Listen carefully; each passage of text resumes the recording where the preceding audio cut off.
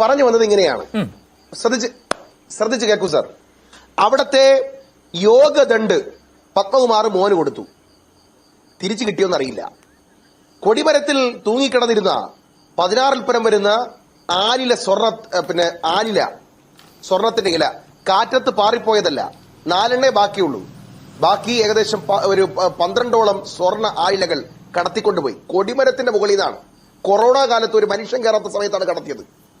ഹൈക്കോടതി പറഞ്ഞു കട്ടളപ്പടി മാത്രമല്ല വാതിലും കൊണ്ടുപോയെന്ന് സംശയമുണ്ട്.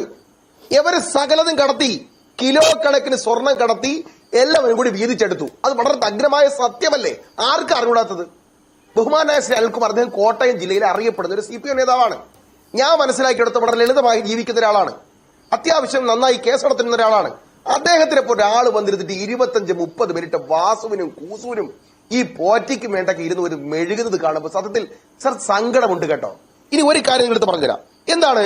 2025 ബോർഡിന്റെ ചെയർമാനായിരുന്ന ശ്രീ PS പ്രശാന്തിന് ഒരു കുറ്റം ഉണ്ടായിട്ടില്ലെന്ന് അദ്ദേഹത്തിന്റെ കണ്ടുപിടുത്തം. എന്തായിരുന്നു ഹൈക്കോടതിയുടെ പരാമർശം? 2023 തന്നെ നിരവധി തട്ടിപ്പുകളിൽ പങ്കാളിയാണെന്ന് സംശയമുള്ളതായി തിരുവിതാംകൂർ ദേവസ്വം ബോർഡിന്റെ വിജിലൻസ് ദേവസ്വം ബോർഡിന് റിപ്പോർട്ട് കൊടുക്കപ്പെട്ട ഉണ്ണികൃഷ്ണൻ പോറ്റി 2019 മുതൽ 25 വരെ പാരീസ്, ലണ്ടൻ, ജെറുസലേം, നിരവധി ഗൾഫ് രാജ്യങ്ങൾ ഉൾപ്പെടെ വളരെ കൃത്യമായി വിദേശ യാത്രകൾ നടത്തി ഇത്തരം പല തട്ടിപ്പുകളും നടത്തിയ സ്വർണങ്ങൾ കൈമാറിയതായി സംശയിക്കപ്പെടുന്ന നിരവധി വിദേശ യാത്രകൾ നടത്തിയതായി പാസ്പോർട്ടിൽ വ്യക്തമാക്കപ്പെട്ട ഉണ്ണികൃഷ്ണൻ പോറ്റിയുടെ വിദേശ യാത്രകൾ. ഇതിനെ സംബന്ധിച്ചെല്ലാം അന്വേഷിച്ച് അദ്ദേഹത്തെ മാറ്റി നിർത്തണമെന്ന് ദേവസ്വം വിജിലൻസ് പറഞ്ഞിട്ടും 2024 പറഞ്ഞിട്ടും 2025 PS പ്രശാന്തിന്റെ ബോർഡ് അയാളെ തന്നെ ഈ ദ്വാരപാലകന്മാരുടെ സ്വർണം വീണ്ടും പൂശുന്നതിന് വേണ്ടി മദ്രാസിലേക്ക് ചെന്നൈയിലേക്ക് കൊടുത്തുവിട്ടു എന്നുള്ളതാണ് ഹൈക്കോടതിയുടെ പരാമർശം. അത് കളവാണ്, അത് കള്ളത്തരമുണ്ട് എന്ന് കൃത്യമായി കോടതി നിരീക്ഷിച്ചിട്ടുണ്ട്. PS പ്രശാന്ത് പ്രതിയാകും, മറന്നിക്കാൻ പറ്റത്തില്ല. ഇത് പ്രതിയാകുമെന്ന് ഉറപ്പായതുകൊണ്ടാണ് അദ്ദേഹത്തിന് വീണ്ടും കാലാവധി ദീർഘിപ്പിച്ചു കൊടുക്കാതെ ശ്രീ ജയകുമാർ സാറിലേക്ക് എത്തിയത്. കള്ളത്തരമുണ്ട് എന്ന് കൃത്യമായി CPM മനസ്സിലായിട്ടുണ്ട്.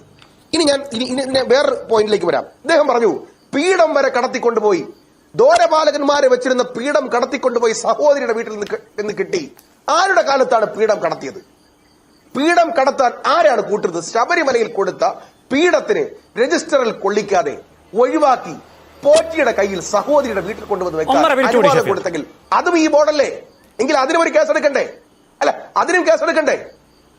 പത്മകുമാർ ഇരിക്കുന്ന സമയത്തല്ലേ ഈ പീഠം കടത്തി എന്ന് പറയുന്നത്?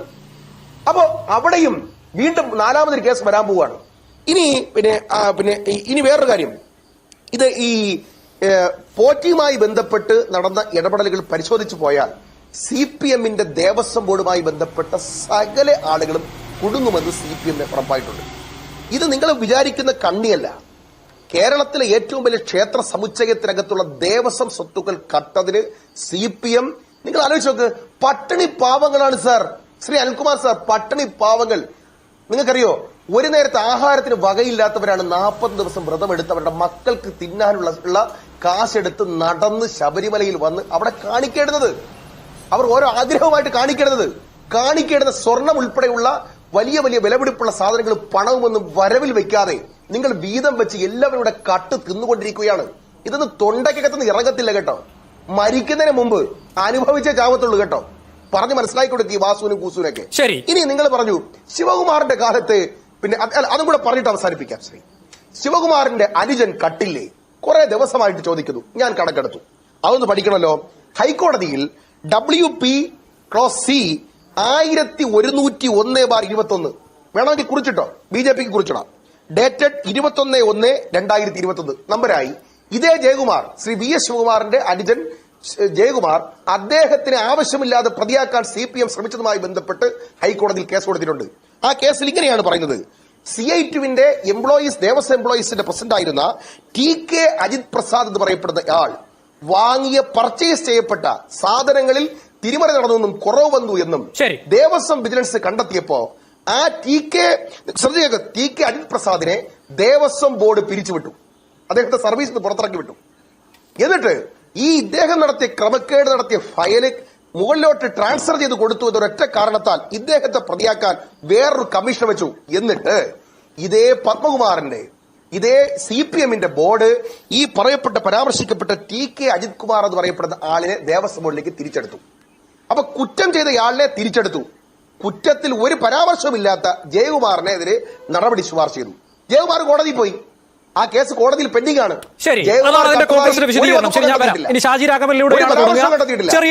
മേലാൽ ഇത്തരം കാര്യങ്ങൾ ആവർത്തിക്കാൻ പാടില്ല.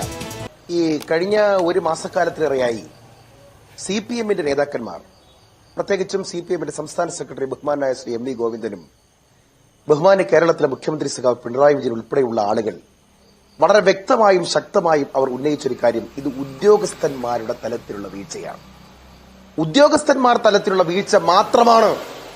ഉദ്യോഗസ്ഥ വീഴ്ച ഞങ്ങൾ കണ്ടെത്തും, പരിശോധിക്കും, പുറത്താക്കും. ഇത് ഭരണ നേതൃത്വത്തിനോ CPM-നോ ദേവസ്വം ബോർഡ് മെമ്പർമാർക്കോ ഒന്നും ഒരു പങ്കാളിത്തവുമില്ല. നിങ്ങൾ ബഹുമാനായ ശ്രീ അനിൽകുമാറിന്റെ മുൻ ചർച്ചകൾ പരിശോധിച്ചാൽ ആ നിലപാട് വ്യക്തമാകും. ഇപ്പോ അകത്തായിരിക്കുകയാണ്. ഉദ്യോഗസ്ഥ തലത്തിൽ നിന്നും ദേവസ്വം ബോർഡ് മെമ്പറിലേക്കും ദേവസ്വം ബോർഡ് പ്രസിഡന്റുമാരിലേക്കും അന്വേഷണത്തിന്റെ നീരാളിപ്പിടുത്തം നീണ്ടിരിക്കുകയാണ്. വാസു അറസ്റ്റ് ചെയ്യപ്പെട്ടിരിക്കുകയാണ്. ആരാണ് വാസു? ഇടതുപക്ഷ ജനാധിപത്യ മുന്നണിയിൽ CPM-ന്റെ പ്രതിനിധിയായി കമ്മീഷണറും വളരെ അവിചാരിതമായി, വളരെ വേഗത്തിൽ, വളരെ തിടുക്കത്തിൽ പ്രസിഡന്റ് ആവുകയും ചെയ്ത CPM-ന്റെ നോമിനിയാണ് വാസു. വാസുവാണല്ലോ ചെമ്പെന്ന് എഴുതി ചേർത്ത് സ്വർണം കൊള്ള നടത്താൻ ഉദ്യോഗസ്ഥർക്ക് എല്ലാ ഒത്താശയും ചെയ്തു കൊടുത്തത്.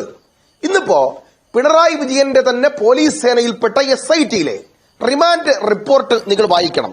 എന്താണ് റിമാൻഡ് റിപ്പോർട്ട്? ദേവസ്വം കമ്മീഷണർ സ്ഥാനത്തിരുന്നു കൊണ്ട് സ്വർണത്തെ ചെമ്പാക്കിയത് വാസു തന്നെ. ഇത് കോൺഗ്രസ് പറയുന്നതല്ല, പോലീസിന്റെ റിമാൻഡ് റിപ്പോർട്ടാണ്. ഏത് പോലീസ്? സ്പെഷ്യൽ പോലീസിന്റെ. ആ പോലീസ് ആരുടെ കീഴില? പിണറായി വിജയന്റെ പോലീസ്. ഇനി രണ്ടാമത്തെ കാര്യം, ഉണ്ണികൃഷ്ണൻ പോറ്റിക്ക് സ്വർണം പൊതിഞ്ഞ കട്ടളപ്പാടികൾ കൈമാറാൻ റിമാൻഡ് റിപ്പോർട്ടാണ് കേട്ടോ. വായിച്ചോണെങ്കിൽ ശ്രീ അനിൽകുമാറിന് വേണമെങ്കിൽ ഒന്നെടുത്ത് വായിക്കാം. ഉണ്ണികൃഷ്ണൻ പോറ്റി എന്ന ഒന്നാം പ്രതിക്ക് സ്വർണം പൊതിഞ്ഞ കട്ടളപ്പാളികൾ ചെമ്പെന്ന പേരിൽ കൈമാറാൻ എല്ലാ ഇടപെടലുകളും നടത്തി നേതൃത്വം കൊടുത്തത് വാസുവാണ്. അപ്പൊ വ്യക്തമാണ്, വാസുവാണ് സ്വർണത്തെ ചെമ്പാക്കി കടത്തിയത്. ഇനി ആരാണ് വാസു എന്നുള്ളതാണ്. വാസു എന്താണ് ഇങ്ങനെ കുഴയാൻ കാരണം എന്നറിയാമോ? ആ ശബരിമല ശ്രീ അയ്യപ്പന്റെ മുമ്പിൽ കോക്രി കാണിച്ചുകൊണ്ട് രാത്രിക്ക് രാമാനം ബിന്ദുവിനെയും അമ്മിണിയെയും ആക്ടിവിസ്റ്റുകളെയും ഇരുമുടിക്കെട്ടുമായി കൊണ്ടുവന്ന് അയ്യപ്പന്റെ മുമ്പിൽ കൊണ്ടുവന്ന് നിർത്തി വലിയ വെല്ലുവിളിച്ചല്ലോ. ദേ കയറിയിട്ടുണ്ട് എന്ന് പിണറായി വിജയൻ സഖാവ് പത്രസമ്മേളനം വിളിച്ച് പറഞ്ഞല്ലോ. അന്ന് നോട്ടമിട്ടതാണ് ശ്രീ അയ്യപ്പൻ വാസുവിനെ. അയ്യപ്പന്റെ പണിയാണ്, വാസു അകത്താണ്. ഇനി ഞാൻ പ്രശ്നത്തിലേക്ക് വരാം. എന്താണ് അപ്പൊ ഉദ്യോഗസ്ഥ വീഴ്ച എന്ന് പറഞ്ഞുകൊണ്ട് ഇനി രക്ഷപ്പെടാൻ പറ്റില്ല. അടുത്ത് ഇന്ന് നോട്ടീസ് കൊടുത്തിരിക്കുന്നത് ആർക്കാണ്? ശ്രീ അനിൽകുമാറിന്റെ നാട്ടിൽ നിന്നും തൊട്ടടുത്തുള്ള CPM-ന്റെ ജില്ലാ സെക്രട്ടേറിയറ്റ് മെമ്പറും മുൻ MLA-യും CPM-ന്റെ സംസ്ഥാന കമ്മിറ്റിയിൽ എന്നെ എടുത്തില്ല എന്ന് പറഞ്ഞുകൊണ്ട് കലഹവും ഉണ്ടാക്കിയ ആളുമായ ശ്രീ പത്മകുമാറാണ് ഇന്നിപ്പോ നോട്ടീസ് കൊടുത്തിരിക്കുന്നയാൾ, അഥവാ CPM-ന്റെ ഏറ്റവും പ്രധാനപ്പെട്ട ജില്ലയിലെ നേതാവ്. അപ്പൊ വാസു CPM, പത്മകുമാർ CPM. ചെന്നെത്തുന്നത് നിങ്ങൾ നോക്കൂ, ഉദ്യോഗസ്ഥന്മാർ പലരെയും പിടിച്ചു. ഇവര് വ്യക്തമാക്കി തന്നെ ഓരോ ഉദ്യോഗസ്ഥന്മാരുടെയും ഇടതുബന്ധം. മുരാരി ബാബുവിനെ പിടിച്ചപ്പോൾ ഇവർ പറഞ്ഞു കോൺഗ്രസ് ആണെന്ന്. മുരാരി ബാബു ദേവസ്വം എംപ്ലോയീസ് യൂണിയന്റെ സംസ്ഥാന വൈസ് പ്രസിഡന്റ് എന്ന നിലയിൽ അദ്ദേഹം ചാർജ് എടുക്കുന്നതും നിയമിക്കുന്നതുമായി ബന്ധപ്പെട്ടുള്ള ഉത്തരവുകൾ കേരളം കണ്ടതാണ്. അപ്പൊ ഇതൊരു കമ്മ്യൂണിസ്റ്റ് പാർട്ടിയുടെ കൊള്ളയാണ്. അവർക്ക് അയ്യപ്പൻ എന്നും ഒരു പ്രശ്നമല്ല. പരമസാത്വികനായ നമ്മുടെ പ്രയാർ ഗോപാലകൃഷ്ണൻ അദ്ദേഹം അന്തരിച്ചുപോയി. അദ്ദേഹത്തെ മുൾമുനയിൽ നിർത്തി ആ ബോർഡിനെ പിരിച്ചുവിട്ട് അദ്ദേഹത്തെ കണ്ണീരും കൈയുമായിട്ട് ഇറക്കി വിട്ടതിന് ശേഷം ഹൈക്കോടതിയിൽ ഒരു പാനൽ കൊടുക്കുകയാണ്. ആരാണ് പാനൽ കൊടുക്കുന്നത്? വളരെ ശ്രദ്ധിച്ചു കേൾക്കണം. പാനൽ കൊടുക്കുന്നത് ആരാ? സംസ്ഥാന സർക്കാരിന്റെ ദേവസ്വം ബോർഡും ദേവസ്വത്തിന്റെ പ്രതിനിധിയുമാണ്. സംസ്ഥാന സർക്കാരിന്റെ ദേവസ്വം വകുപ്പ് ഹൈക്കോടതിയിൽ കൊടുത്ത പാനൽ CPM പ്രതിനിധികൾ മാത്രം. അതിൽ തന്നെ ഹൈക്കോടതി ഇന്നയാളുടെ എടുത്തിരിക്കണം എന്നൊരിടത്തും പറഞ്ഞിട്ടില്ല. ഹൈക്കോടതി നീതിയുക്തമായി ഒരാളെ ചുമതലപ്പെടുത്താൻ സർക്കാരിനോട് സെലക്ട് ചെയ്യാൻ ആവശ്യപ്പെടുകയാണ്. സംസ്ഥാന സർക്കാരാണ് വാസുവിനെ കമ്മീഷൻ സ്ഥാനത്ത് നിന്ന് പ്രസിഡന്റ് സ്ഥാനത്തേക്ക് നിയമിക്കുന്നത്. ഇവിടുത്തെ പ്രശ്നം എന്താണ്? ഇവിടുത്തെ പ്രശ്നം സ്വർണം കട്ടു, കിലോ കണക്കിന് സ്വർണം കട്ടു. നിങ്ങൾ നേരത്തെ പറഞ്ഞല്ലോ ഈ ആനുകൂല്യം, ശ്രീ റാഷിദ് പറഞ്ഞ ആനുകൂല്യം കട്ടത് വാസു. അത് വാസു മാത്രമല്ലേ, എന്ന് ചോദിക്കുന്ന നിങ്ങളുടെ ആ ലാഘവ ബുദ്ധി ഉണ്ടല്ലോ, അതിനെക്കുറിച്ചാണ് ഞാൻ പറഞ്ഞത്. കട്ടത് ഒരു കോൺഗ്രസ്സുകാരനായിരുന്നെങ്കിലോ? അയ്യോ, അയാൾ വെറും ഒരു കോൺഗ്രസ്സുകാരൻ മാത്രമാണ്, കോൺഗ്രസ് പാർട്ടി അല്ല കേട്ടോ, പാർട്ടിക്ക് ബന്ധമില്ല എന്ന ആനുകൂല്യം ഏതെങ്കിലും ഒരു കോൺഗ്രസ്സുകാരന് കിട്ടുമായിരുന്നോ? ഞാൻ ആവർത്തിക്കുന്നു, കട്ടത് വാസുവാണ്. വാസു കമ്മ്യൂണിസ്റ്റ് ആണ്, വാസു CPM ആണ്. വാസു CPM ആണെങ്കിൽ, പത്മകുമാർ CPM ആണെങ്കിൽ ഈ കൊള്ളയ്ക്ക് പിറകിൽ CPM ആണ്. സമ്മതിച്ചേ പറ്റൂ. ഇനി ആരാണ് വാസു എന്ന് കൂടി പറഞ്ഞു തരാം. ഇദ്ദേഹം പറഞ്ഞു പണ്ടൊരിക്കൽ എപ്പോഴോ അദ്ദേഹം പഞ്ചായത്ത് പ്രസിഡന്റ് ആയിരുന്ന ഒരു ബന്ധം മാത്രമേ ഉള്ളൂ എന്നാണ്. വളരെ ശ്രദ്ധിച്ചു കേട്ടോ. കൊല്ലത്തെ കുളനടയിലെ CPMന്റെ മെമ്പറായിട്ടാണ് തുടങ്ങിയത്. 2 തവണ CPMന്റെ അരിവാൾ ചുറ്റിക നക്ഷത്രത്തിൽ ജയിച്ചു വന്ന് പഞ്ചായത്ത് പ്രസിഡന്റ് ആയിരുന്നു ഈ വളരെ ബഹുമാന്യനായ വാസു.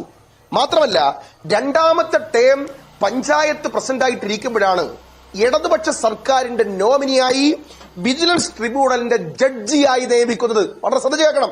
സർക്കാരിന്റെ നോമിനി വിജിലൻസ് ജഡ്ജിയായിട്ടിരുന്നുകൊണ്ട് അഴിമതി കാണിക്കുന്ന ഉദ്യോഗസ്ഥരെ ശിക്ഷിക്കണമെന്ന് നിലപാടെടുത്ത് ശുപാർശ ചെയ്ത ആളാണ് ഈ വാസു. ആ വാസുവാണ് ഇപ്പൊ ജയിലിൽ കിടക്കുന്നത്. നിങ്ങൾ ആലോചിച്ച് നോക്കണം.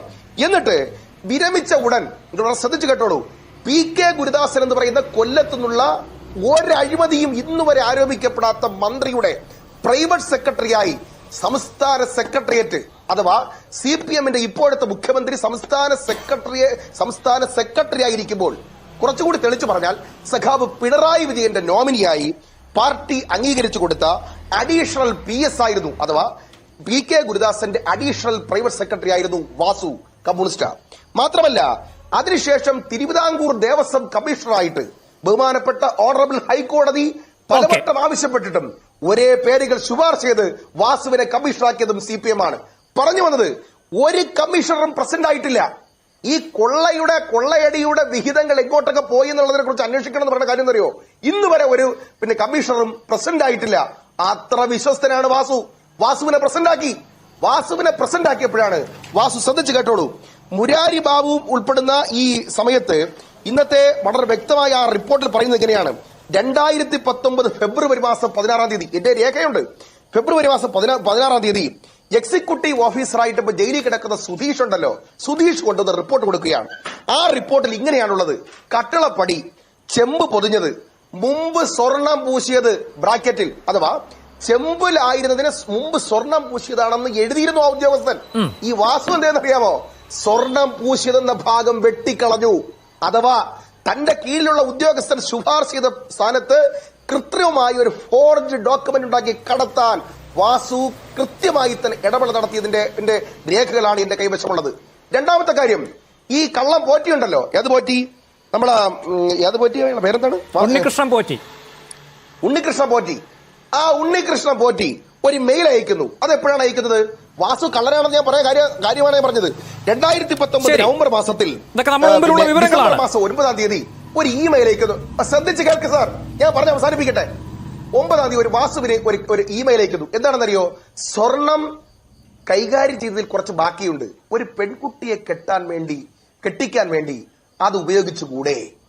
അപ്പോഴെങ്കിലും വാസു മനസ്സിലാക്കണ്ടേ, സ്വർണപ്പാളികളും വാതിലും കട്ടളയും ഭഗവാന്റെ സ്വർണ്ണദണ്ഡും എല്ലാം കൂടി എടുത്ത് ഉരുക്കി മാസങ്ങളോളം കൊണ്ടിടന്ന് കറങ്ങി സകലമാനങ്ങൾക്കും വിറ്റ് കൊള്ള നടത്തിയിട്ട് ബാക്കി വന്നതാണെന്നുള്ള ബോധ്യം ശരി, അങ്ങനെ കൃത്യമായ മൊഴികൾ, തെളിവുകൾ വാസുവിനെതിരെ ശേഖരിച്ച ശേഷമാണ് SIT വാസുവിനെ കസ്റ്റഡിയിലെടുത്തത്, അറസ്റ്റ് ചെയ്തത്, ഇപ്പോ റിമാൻഡിൽ കഴിയുന്നത് എന്നുള്ളത് തന്നെയാണ് നമ്മുടെ മുമ്പിലുള്ള ബോധ്യം, വസ്തുതകൾ. ശരി, ഞാൻ വരാം. ശരി, അപ്പൊ കമ്മ്യൂണിസ്റ്റ് ആണ് എന്ന ഒരു പോയിന്റിലാണ്, അതുകൊണ്ടാണ് അയ്യപ്പന്റെ സ്വർണം കട്ടത് എന്ന പോയിന്റിലാണ്